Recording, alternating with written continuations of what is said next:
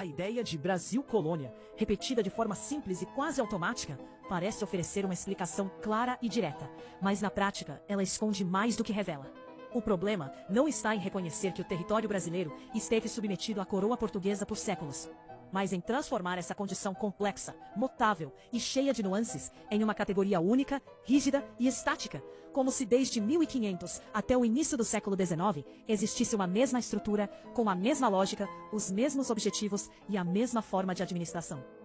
Quando se volta às fontes da época, como cartas, regimentos, relatos e documentos oficiais, o que aparece não é essa unidade conceitual, mas uma realidade muito mais fragmentada, pragmática e muitas vezes até improvisada, que só posteriormente foi reorganizada por narrativas explicativas modernas.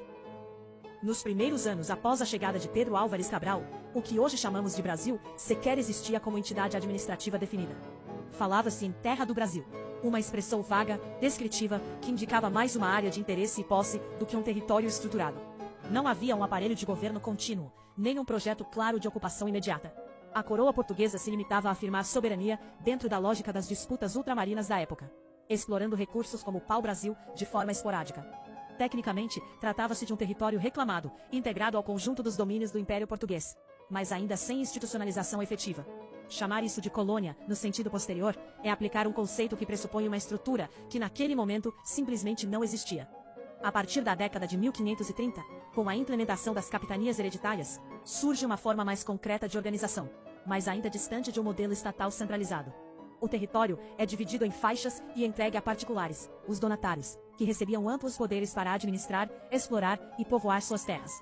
Isso se aproxima muito mais de um sistema de delegação senhorial do que de uma administração colonial direta. A coroa não estava construindo uma colônia no sentido moderno, mas distribuindo responsabilidades e riscos dentro de uma lógica típica do antigo regime, onde o poder era fragmentado e frequentemente exercido por intermediários. Essas capitanias eram tecnicamente senhorios delegados dentro do império, e sua existência reforça a ideia de que não havia ainda um modelo uniforme de controle, mas sim tentativas diversas de ocupação. Com a criação do governo geral, em 1548, sob Tomé de Souza, inicia-se um processo de centralização administrativa. Surge então o chamado Estado do Brasil, uma unidade administrativa mais definida, com autoridades nomeadas diretamente pela coroa e uma estrutura de governo mais organizada. Ainda assim, os próprios documentos da época não utilizam o termo colônia como categoria explicativa. Falam em terra, estado, povoação, conquista. O que se vê é a tentativa de dar ordem a um território que crescia em importância econômica, especialmente com a produção açucareira, e que exigia maior controle político e militar. Tecnicamente, o Brasil passa a ser uma unidade administrativa ultramarina, subordinada a Lisboa, mas com dinâmicas internas próprias e significativa autonomia local em diversos aspectos. No século XVII, essa estrutura se torna ainda mais complexa com a divisão entre o Estado do Brasil e o Estado do Maranhão. Essa separação não é apenas administrativa, mas revela como o território não era percebido como uma unidade coesa. Tratava-se de diferentes blocos com interesses, conexões e desafios distintos, organizados conforme necessidades estratégicas do Império.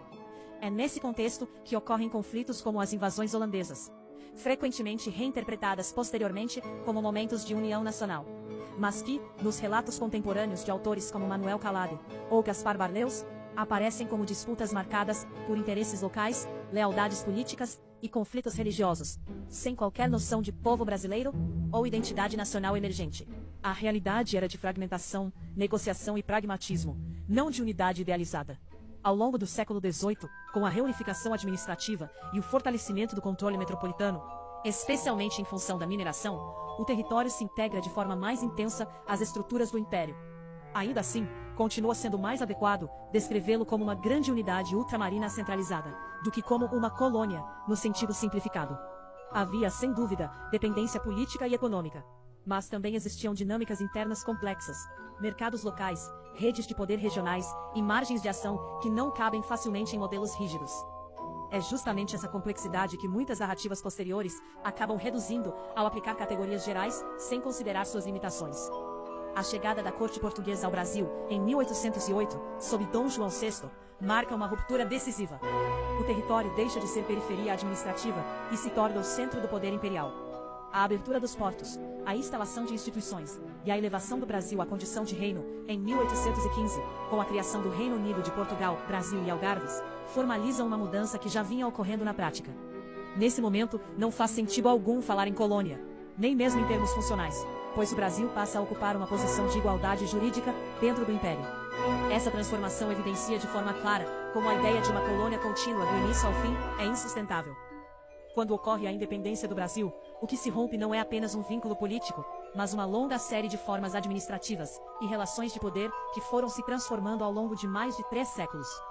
Reduzir todo esse processo à expressão Brasil-colônia é ignorar essas mudanças e projetar sobre o passado uma categoria analítica posterior, que pode até ser útil em certos contextos, mas que, se usada sem cuidado, cria uma imagem distorcida. Essa simplificação se torna ainda mais problemática quando vem acompanhada de narrativas que tentam encaixar o passado em esquemas explicativos fechados, muitas vezes guiados por objetivos ideológicos ou pela necessidade de construir identidades nacionais coerentes. Isso não significa negar que existiram relações de dependência, exploração econômica ou controle político por parte de Portugal. Esses elementos são reais e aparecem nas fontes, ainda que descritos em termos diferentes dos usados hoje. O problema está em transformar esses aspectos em uma definição totalizante, que apaga as diferenças entre períodos, ignora as formas de administração e reduz a experiência histórica a um modelo único. Uma análise mais rigorosa exige reconhecer que o Brasil foi, em momentos distintos, uma terra reclamada. Um conjunto de senhorios delegados, uma unidade administrativa ultramarina, um espaço dividido em estados, um território centralizado, um reino e, por fim, um estado independente. E a crítica à ideia simples de Brasil-colônia não é uma negação da história, mas uma tentativa de tratá-la com mais precisão. Ao abandonar categorias rígidas e olhar para os termos, estruturas e práticas de cada época, torna-se possível compreender melhor o que de fato existia, sem a necessidade de encaixar o passado em conceitos que não lhe pertenciam originalmente. É justamente nesse movimento, de sair da simplificação e voltar à complexidade, que a análise histórica se torna mais fiel às fontes e menos dependente de narrativas prontas.